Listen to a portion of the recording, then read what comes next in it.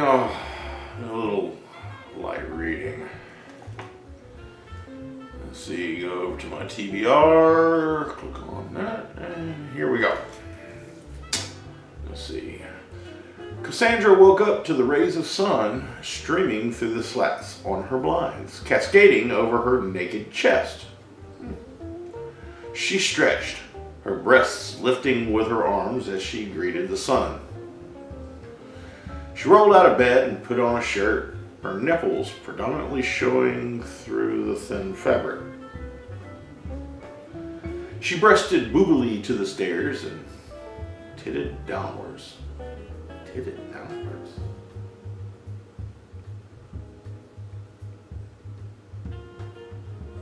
Yeah, I'm gonna keep reading.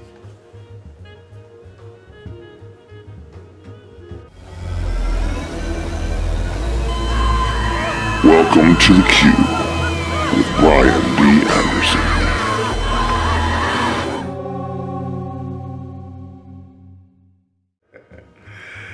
Yeah, that's not a real book. I think it is. Anyways, it's from a meme I found online a while back. It's meant to poke fun at the way some male writers portray women. But it's not without its kernels of truth. I've seen some very talented writers really do a terrible job with female characters.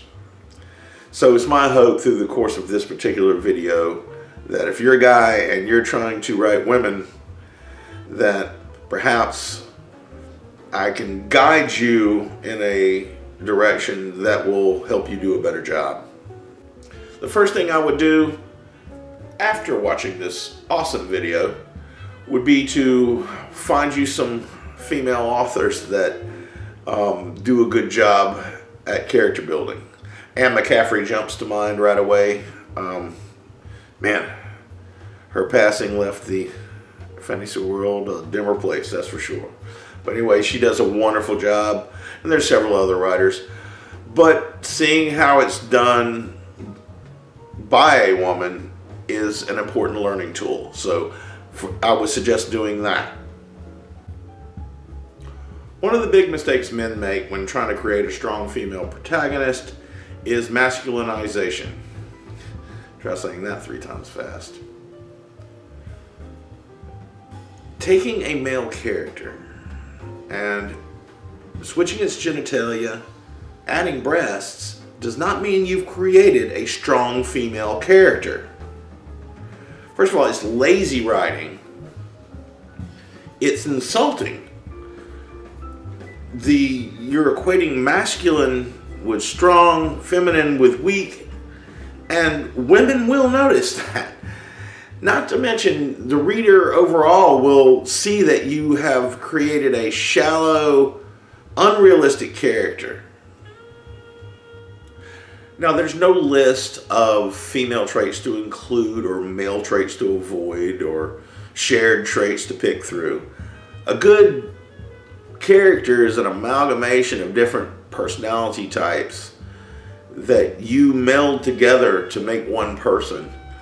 They have their own unique way of seeing the world, of seeing themselves. Now, if you do your job and you do it well, you will be able to create a character that your readers can relate to, maybe love to hate or hate to love. And it can help you grow as a writer as you become better at it. Now, I know I haven't touched on the LGBTQ community, and that was intentional because I don't necessarily feel qualified to do so. And were I to tackle that particular area, I would do exactly what I'm telling you to do now, and I would do my research. And if it is something you want to dive off into, there is plenty of wonderful LGBTQ fantasy out there to read, to help you get your head around it, to get your bearings. And I would suggest speaking to people in that community to make sure you're characterizing them properly. So I just want to kind of put that out there. Another mistake men make is how they portray a woman physically. You know, look, back in the 80s, anytime you saw a piece of art that had anything to do with fantasy, if it was a warrior woman, she was wearing the bustier of eternal strength, the G-string of power, the thigh-high stripper boots of the gods, and the mini skirt of ogres. It's a ridiculous depiction of what a warrior is. But you still see that today, and not just in fantasy. Look, people have flaws. Not everybody is gorgeous, and not every woman in your story should be gorgeous. I mean, there's all sorts of different ways to be attractive, and there's also different types of women who are attractive. There's nothing wrong with making them attractive, but man, can you imagine going to a runway show and strapping armor on one of those women and giving them a sword and say, hey, oh, God, it'd be ridiculous. Don't do it. Look at what, you know, seriously, go on your computer, get you a list of women's body types, and realize that there are more than two. So that's an important thing to remember. I can't stress it enough. And lastly, I'm going to touch on physical strength. There's no reason for a 5'4", 120-pound woman to be as strong as Conan. It's lazy writing to make her that way. I mean, unless she's like an elf or an ogre or an abnormally large, if she's human. If she's human, you need to give her human strength.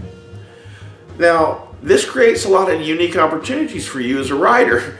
You have to figure out ways for her to overcome her adversaries that have nothing to do with brute strength.